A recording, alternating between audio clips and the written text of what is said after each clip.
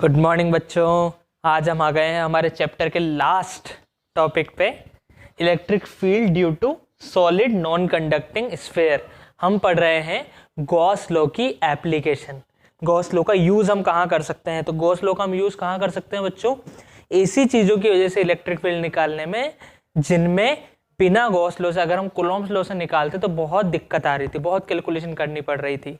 तो electric field निकालने में यूज कर रहे हैं हम गॉस लॉ का। किस किस की इलेक्ट्रिक फील्ड निकाली हमने निकाली एक सॉलिड वायर की, कि भाई एक वायर है लंबा का लंबा, इनफाइनाइट लेंथ का या फिर इनफाइनाइट लेंथ कंडक्टर की वजह से। इसके अलावा हमने निकाली सेकंड एक इनफाइनाइट या फिर लार्ज प्लेन शीट की वजह से, और हमने निकाला एक होलो कंडक्टर या फिर सॉलिड कंडक्टिंग स्फीयर की वजह से। और आज हम इसमें लास्ट एप्लीकेशन देख रहे हैं, सॉलिड नॉन कंडक्टिंग स्फीयर। अब नॉन कंडक्टिंग को बच्चों इंसुलेटिंग भी बोला जा सकता है या डाई इलेक्ट्रिक भी बोला जा सकता है। सर डाई इलेक्ट्रिक क्या होता है? सेकंड चैप्टर में बहुत डिटेल में पढ़ेंगे हम इस चीज को। तब तक के लिए बस ये याद रखो कि डाई इलेक्ट्रिक का मतलब है इंसुलेटिंग। क्लियर है बात? ठीक है ना।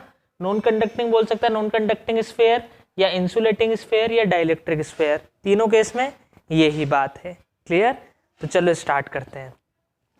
देखो हुआ क्या था बच्चों कि हमने एक स्फीयर लिया था और केसेस बने थे। लास्ट वीडियो में हमने बात करी थी होलो स्फीयर या फिर सॉलिड कंडक्टिंग स्फीयर की। तो सर उनमें सिमिलरिटी क्या थी कि जो भी चार्ज दोगे वो सारा का सारा सरफेस पे आ जाता था, अंदर कुछ भी चार्ज नहीं रहता था। लेकिन सॉलिड नॉन कंडक्टिंग स्फीयर में क्या है बच्चों कि सपोज अगर तुमने इसे क्यू चार्ज दिया तो वो चार्ज पूरी वॉल्यूम में रहेगा, अंदर तक स्प्रेड रहेगा अच्छे से। इसीलिए इसका हमें अलग से केस लेना पड़ रहा है।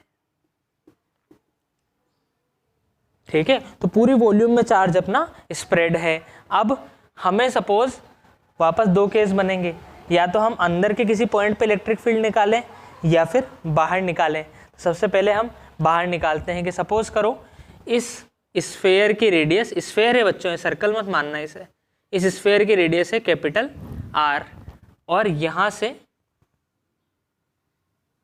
इस डिस्टेंस दूर पे, कितनी डिस्टेंस है ये मान ली हमने, ये है आर डिस्टेंस दूर एक पॉइंट पी है, यहाँ पे हम इलेक्ट्रिक फील्ड निकालना चाहते हैं।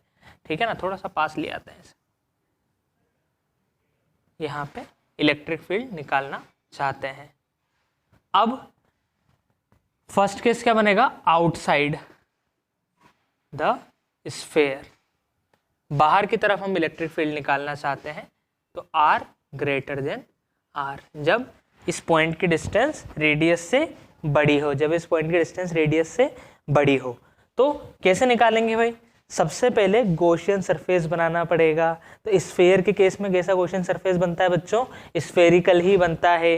तो हम गॉसियन सरफेस बना लेंगे पी पॉइंट से पास होता हुआ, और जिसका सेंटर ये ही हो। तो यहाँ से पास करता हुआ एक गॉसियन सरफेस हमने बना लिया, स्फेरिकल ही होगा वो भी, है ना। ये हो गया अपना गॉसियन सरफेस। अब हम इसका फ्लक्स निकालेंगे। तो flux of Gaussian surface is equal to integration of E dot D S.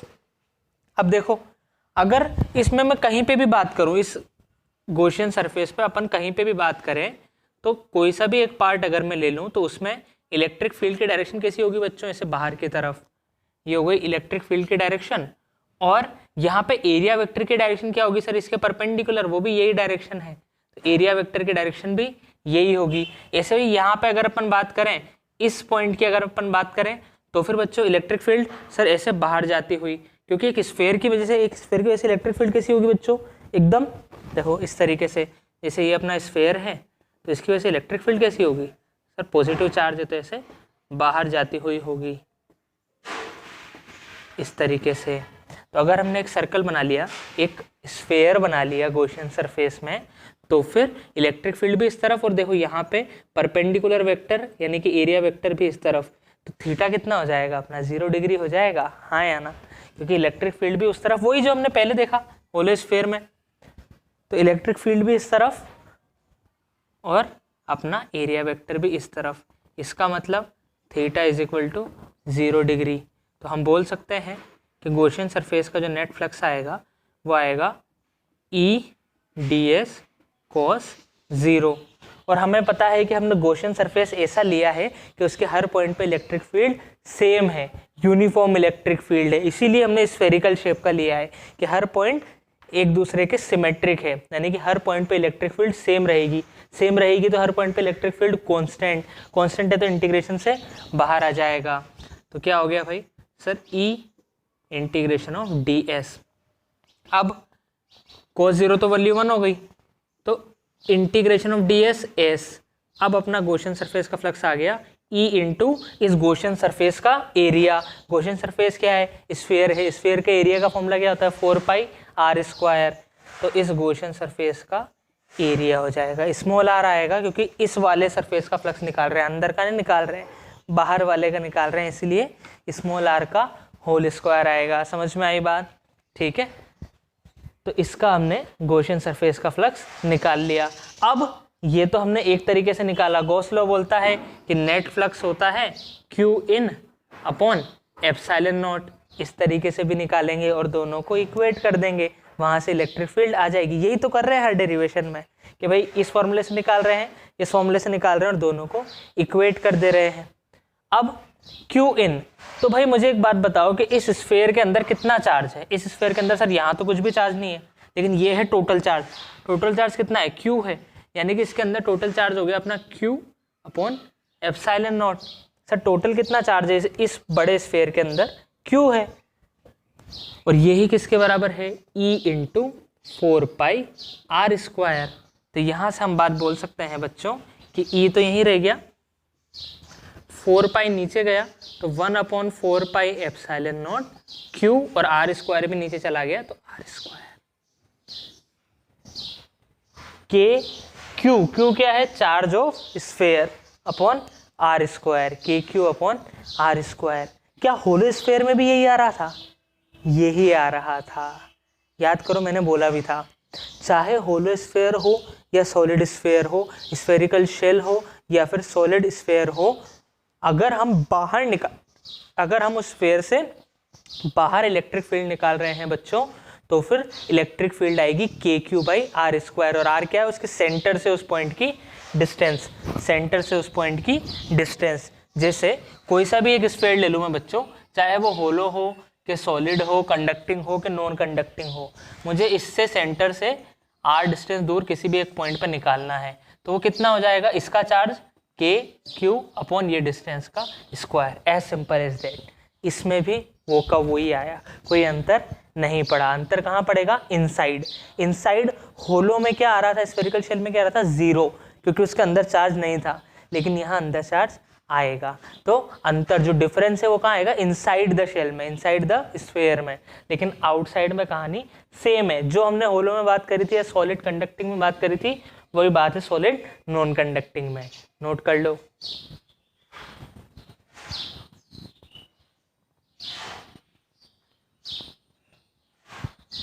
Note कर लेंगे बच्चों।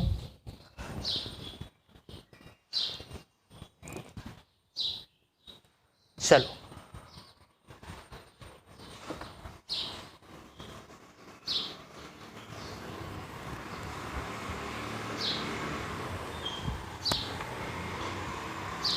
यानी कि सर बाहर में तो दोनों केस में सेम कहानी है, अंदर में अलग अलग हो जाएगी। अगर हम शेल की बात करें तो इलेक्ट्रिक फील्ड आ जाती है 0, लेकिन अगर हम सॉलिड नॉन कंडक्टिंग स्फीयर की बात करें तो इलेक्ट्रिक फील्ड 0 नहीं आएगी। थोड़ा और बड़ा बना देते हैं।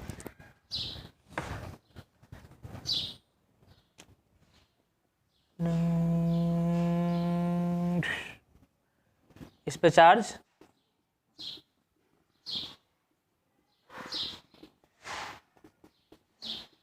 पूरा अंदर तक फैला हुआ है, ये इसका सेंटर, ये इसकी रेडियस, ये रखी है कैपिटल R। अब हमें इससे किसी एक पॉइंट अंदर की तरफ P पे इलेक्ट्रिक फील्ड निकालनी है, जो कि इससे कितने डिस्टेंस पे बच्चों? स्मॉल r डिस्टेंस पे है। तो हम क्या करेंगे? वापस से स्फेरिकल गॉसियन सरफेस ही बनाएंगे P से पास करता हुआ। सबसे पहले हम टॉपिक डाल लेते हैं। सेकंड केस क्या है अपना? इनसाइड द स्फीयर, यानी कि r की वैल्यू रेडियस से कम हो, r रेडियस से छोटा हो। तो अब वापस से गॉसियन सरफेस बनाएंगे स्फेरिकल, ये हो गया अपना गॉसियन सरफेस, ठीक है ना। अब फ्लक्स निकालेंगे, तो flux through Gaussian surface is equal to, अब वापस से सेम बात है बच्चों, स्फेरिकल बनाने का मतलब ही क्या हुआ कि फ्लक्स हम क्या होता है E डॉट ds। अब इस केस में भी electric field in positive charge की वजह से बाहर ही जाएगी और एरिया वेक्टर भी बाहर की तरफ, तो थीटा हो गया 0, तो E ds cos 0 जो अभी तक बात हो रही थी, और E भी हर जगह यूनिफॉर्म, क्योंकि सारे पॉइंट एक दूसरे से सिमेट्रिक हैं, तो इलेक्ट्रिक फील्ड भी बाहर आ गई। इंटीग्रेशन ऑफ ds क्या हो गया, एरिया हो गया, और एरिया कितना हो जाएगा अपने गॉसियन सरफेस का 4 पाई r स्क्वायर, यानी कि फ्लक्स थ्रू गॉसियन सरफेस कितना आ गया E इंटू 4 पाई r स्क्वायर, ये आ गया अपना फ्लक्स। अब फ्लक्स निकालेंगे गॉस लॉ से। गॉस लॉ ने क्या बोला, ये तो हमने फ्लक्स के फॉर्मूले से निकाला। अब गॉस लॉ से तो phi net is equal to Q in upon epsilon not, है ना। ये कैसे बोला हमने, यूजिंग गॉस लॉ। अब हमें निकालना है कि इस गॉसियन सरफेस के अंदर कितना चार्ज है। देखो इसका टोटल चार्ज कितना है, टोटल चार्ज है Q, और अंदर कितना है ये हमें नहीं पता।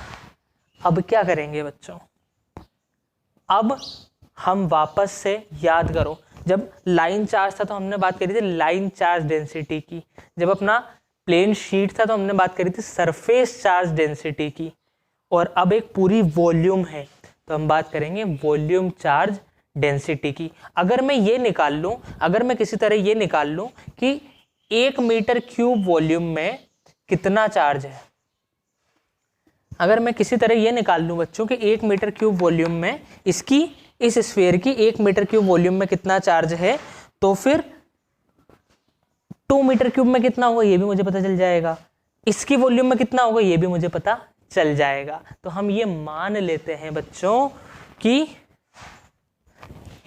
Late charge in 1 metre cube volume of sphere is equal to rho. क्या मान लिया, रो। लीनियर चार्ज डेंसिटी क्या थी, लैम्डा, सरफेस सिग्मा, इसे हम बोलेंगे volumetric charge density. Volumetric charge density 1 metre cube में कितना चार्ज है। तो सर हमें ये पता है कि इसकी टोटल वॉल्यूम, इस टोटल वॉल्यूम ऑफ स्फीयर में कितना चार्ज है Q, यानी कि 4/3 पाई r क्यूब वॉल्यूम में कितना चार्ज है Q।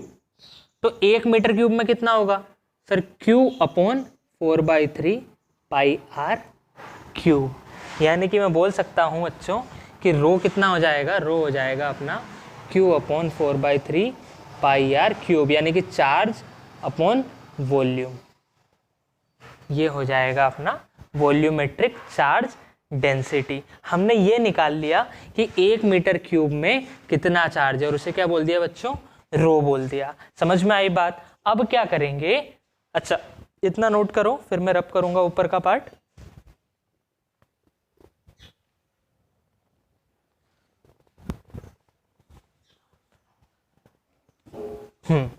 हमने ये निकाल लिया कि 1 मीटर क्यूब में चार्ज है रो, और मुझे निकालना है कि मेरे गॉसियन सरफेस के अंदर कितना चार्ज है।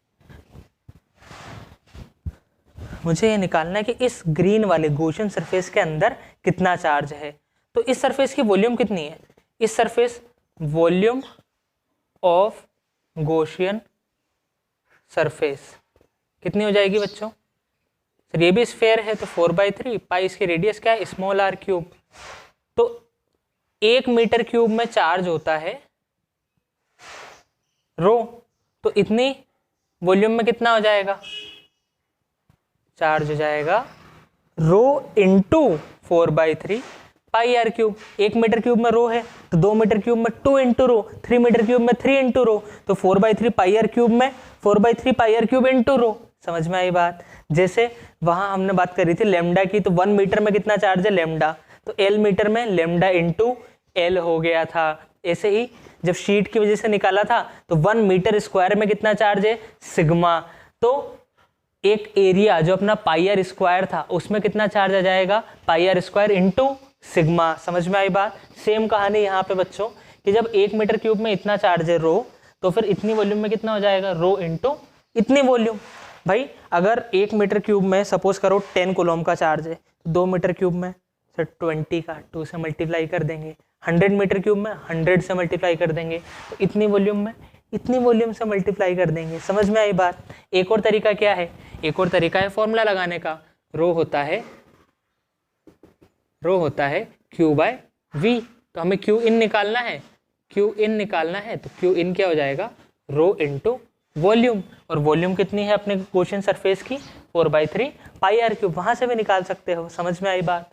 यानी कि हमने क्यू इन निकाल लिया। क्यू इन कितना आ गया सर, इसके अंदर चार्ज रहेगा rho into 4/3 pi R cube, Q in आ गया। तो अब गॉस लॉ लगा देंगे कि सर फाई नेट कितना हो जाएगा Q in by epsilon naught. Q in कितना हो गया rho into 4/3 pi R cube upon epsilon naught. समझ में आई बात। ये 3 नीचे आ जाएगा, यहां से फाइनेट आ गया, और हमें ये पता है कि फाइनेट किसके बराबर था E into 4 pi R square के बराबर था। E into 4 pi R square के बराबर पहले निकाला था फ्लक्स के फॉर्मूले से, ये तो गॉस लॉ से निकाला, और फ्लक्स के फॉर्मूले से निकाला था E into 4 pi R square. अब तो बस सॉल्व करना रह गया, और क्या। देखो 4 पाई से 4 पाई कैंसिल, आर स्क्वायर से क्यूब कैंसिल हो गया, तो आर की पावर 1 रह गया, तो इलेक्ट्रिक फील्ड कितनी आ जाएगी बच्चों सर रो केवल एक आर बचा अपॉन 3 एप्सिलॉन नॉट।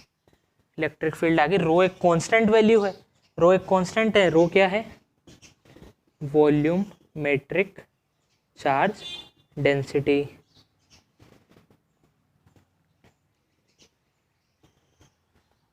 आर क्या है डिस्टेंस फ्रॉम सेंटर, ठीक है। तो rho R by 3 epsilon not, rho भी कांस्टेंट एप्सिलॉन नॉट भी कांस्टेंट, काय पे डिपेंड कर रहा है आर पे। यानी कि हम बोल सकते हैं कि E is directly proportional to R. हर बार अभी तक के केस में हमने जितने भी इलेक्ट्रिक फील्ड के फॉर्मूले देखे उसमें या तो इलेक्ट्रिक फील्ड इनवर्सली प्रोपोर्शनल आई थी सब में कि भाई डिस्टेंस बढ़ने पे इलेक्ट्रिक फील्ड कम होती है, डिस्टेंस बढ़ने पे इलेक्ट्रिक फील्ड कम होती है, या फिर जो large plane sheet of charge था उसमें डिस्टेंस से इंडिपेंडेंट आई थी कि हमेशा कांस्टेंट रहेगी। लेकिन इस केस में जब हम एक सॉलिड स्फीयर के अंदर निकाल रहे हैं तो डिस्टेंस बढ़ने पे इलेक्ट्रिक फील्ड बढ़ेगी। E is directly proportional to R, क्योंकि बाकी सब तो कांस्टेंट है, R वेरी करेगा।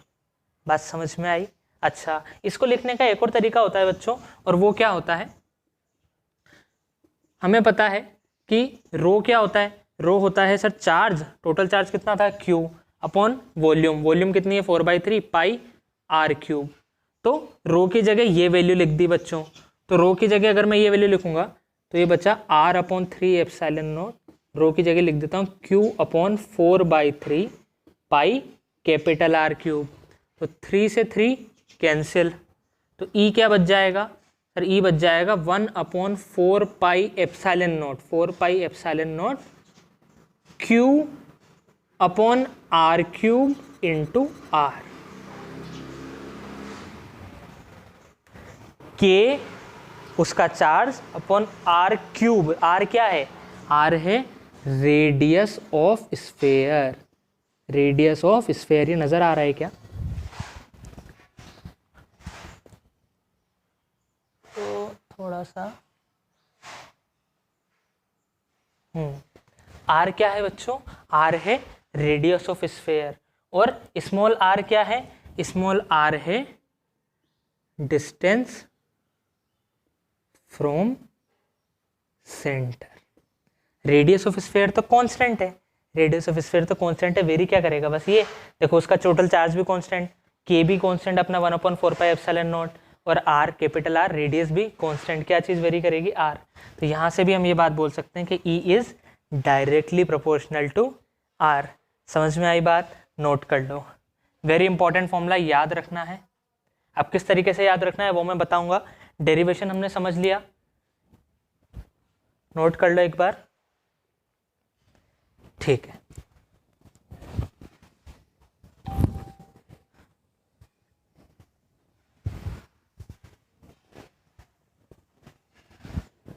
देखो एक बार वापस से देख लेते हैं क्या किया हमने। सर हमने सबसे पहले फ्लक्स निकाला, फ्लक्स के फॉर्मूले से E डॉट डी एस। तो E कांस्टेंट था और थीटा 0 था, तो E डी एस कोस 0, तो E बाहर आ गया, कोस 0 की value 1, integration of D S कितना हो गया, हो गया E इंटू एस, और गॉसियन सरफेस का एरिया कितना हो जाएगा 4πr²। फिर हमने फ्लक्स निकाला गॉस लॉ से, Q in upon epsilon not, यानी कि ये जो ग्रीन सरफेस है इसके अंदर कितना चार्ज होगा, इसके अंदर कितना चार्ज होगा। सर हमें तो इस बड़े वाले स्फीयर के अंदर का चार्ज पता है Q, इसके अंदर का तो पता नहीं है।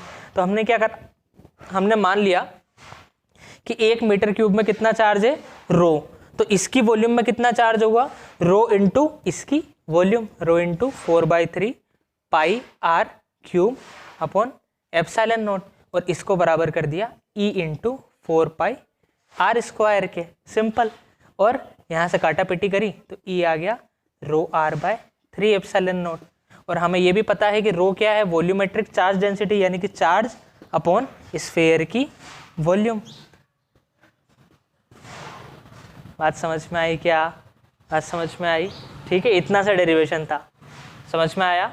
चलो अब इसको हम कंक्लूड करते हैं कि हमने क्या बात बोली।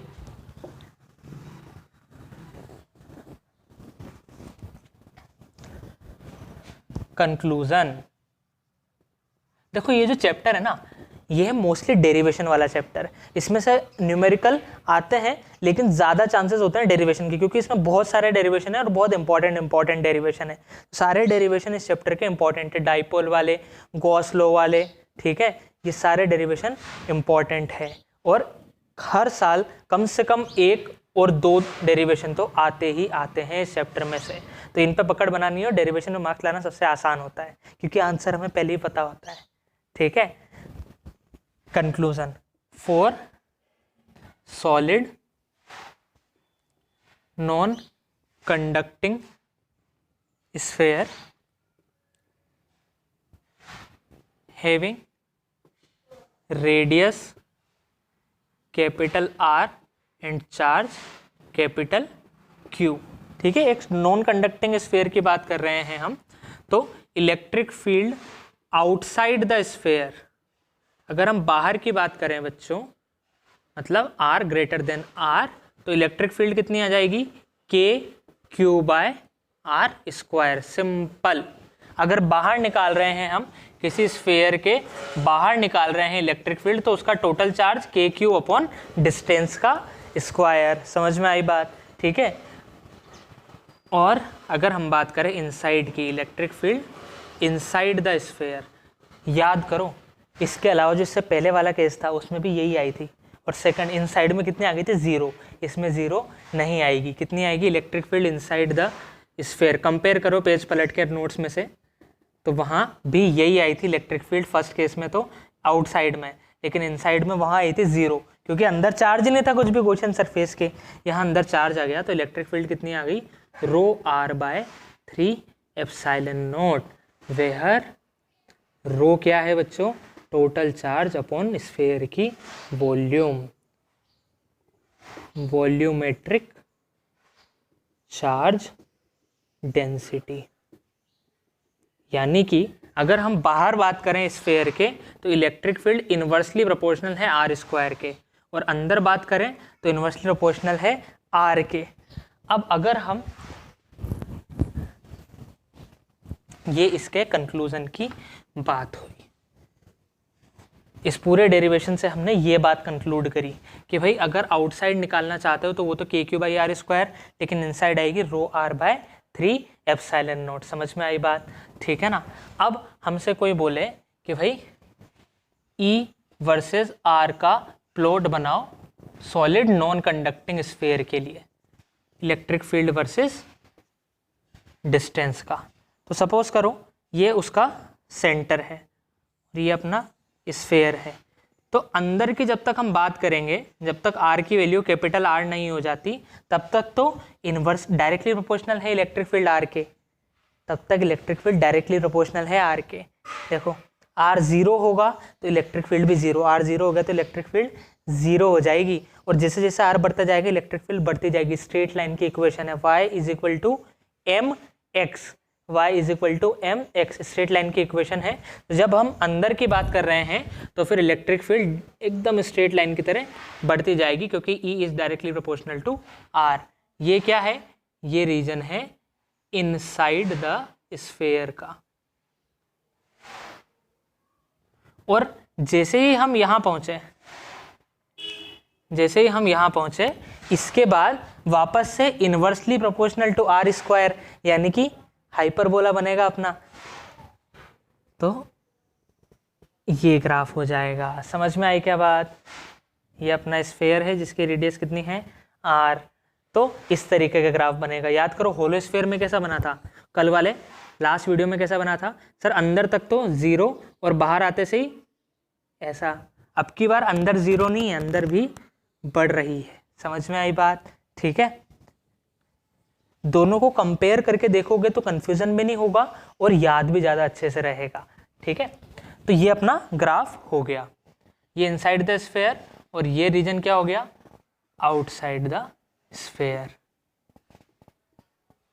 R greater than R। यहाँ पे E is inversely proportional to R square.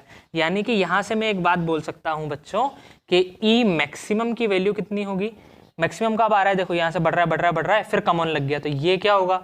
ये E मैक्सिमम होगा। और मैक्सिमम कहाँ पे आता है? सरफेस पे। जब R की value R is when R is equal to R यानी कि एट द सरफेस पे इलेक्ट्रिक फील्ड की मैक्सिमम वैल्यू आती है और वो कितनी आ जाएगी सर? के क्यू अपॉन स्मॉल r की जगह कैपिटल R की वैल्यू कितनी होगी? R square. समझ में आई बात? इसमें भी रख सकते हो, सेम आएगा। रो की वैल्यू ये रख दो और R की वैल्यू कैपिटल R रख दो, सेम आंसर आएगा। ठीक है ना। तो मैक्सिमम वैल्यू के क्यू बाई R स्क्वायर। चाहे होलो स्फीयर की बात करें, सॉलिड नॉन कंडक्टिंग स्फीयर की बात करें, मैक्सिमम के क्यू बाई R स्क्वायर ही आएगी। और कहाँ पे आएगी? सरफेस पे।